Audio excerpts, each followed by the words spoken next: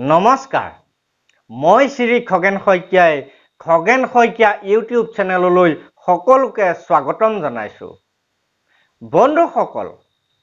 মোৰ যদি এই চেনেলটি আপোনালোকে সাবস্ক্ৰাইব কৰা নাই তেনেহলে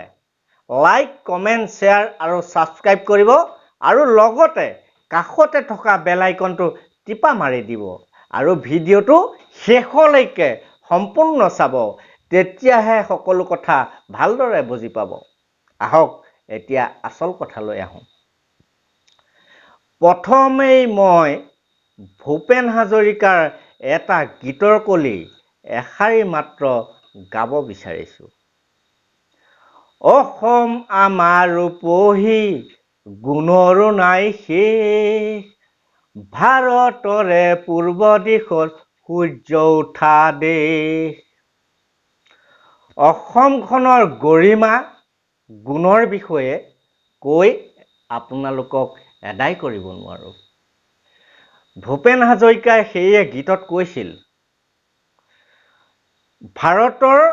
পূব দেশৰ সূৰ্য উঠা দেশ অসম এতিয়া আসল কথাটো হল কি জানেনে আমাৰ আসল কথা হল অসমত কি নাই মোৰ নিজা উপলব্ধি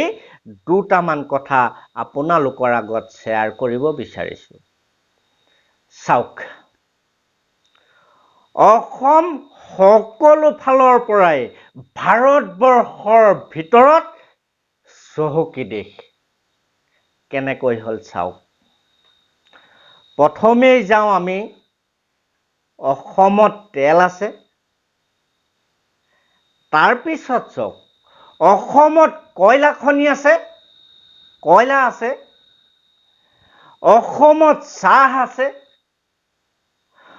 অসমৰ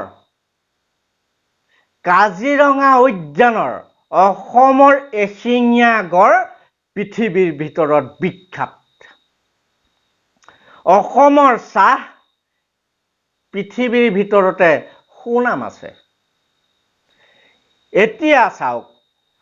অসমৰ বাগজান বুলি যিটুকুৰা জেগা আছে সেই জেগা টুকুৰাত ইমানেই গেছ আছে ইমানেই তেল আছে আজিলৈকে কেইবা মাহো জ্বলি জ্বলি শেষ হোৱা নাই গতিকে চাওক ভাৰতবৰ্ষৰ ভিতৰত অসমখন কিমান চহকী আৰু চাওক জলজ সম্পদত অসম চহকী বনজ সম্পদত অসম চহকী অসমত অগৰু চন্দন পৃথিৱীৰ প্ৰায়বিলাক দেশলৈ ৰপ্তানি হয় অসমৰ কৃষিজাত দ্ৰব্য পৃথিৱীৰ ভিতৰতে এটা সুনাম আছে আৰু চাওক অসমৰ কৃষিৰ ভিতৰত আমি ধানকে ধৰি ললো যেনিবা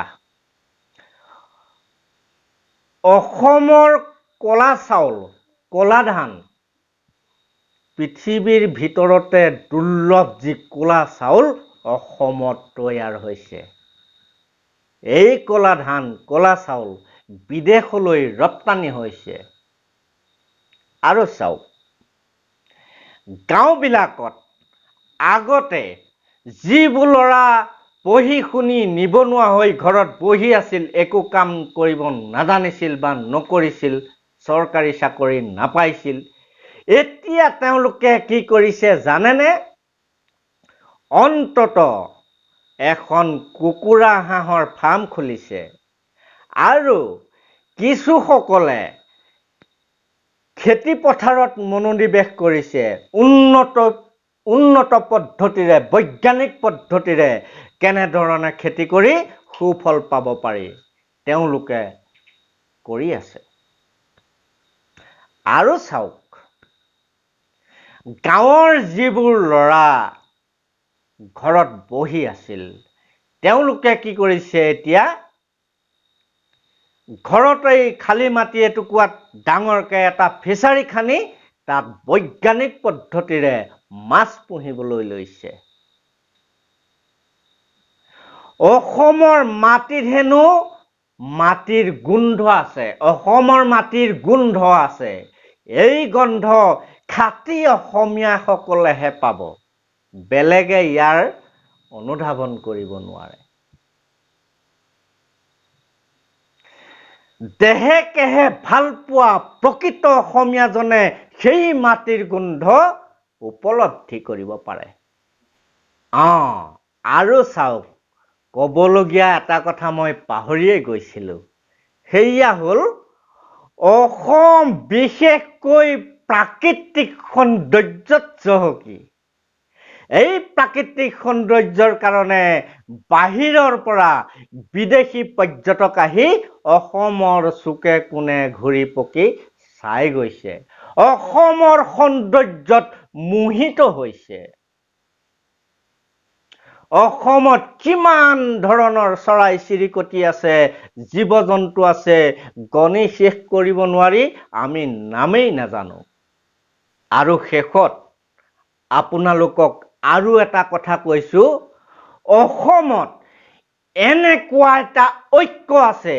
ইয়াত বিভিন্ন জাতি জনগোষ্ঠী সকলোৱে মিলি এক হৈ ঐক্যবদ্ধ হৈ আছে। এই কথাটো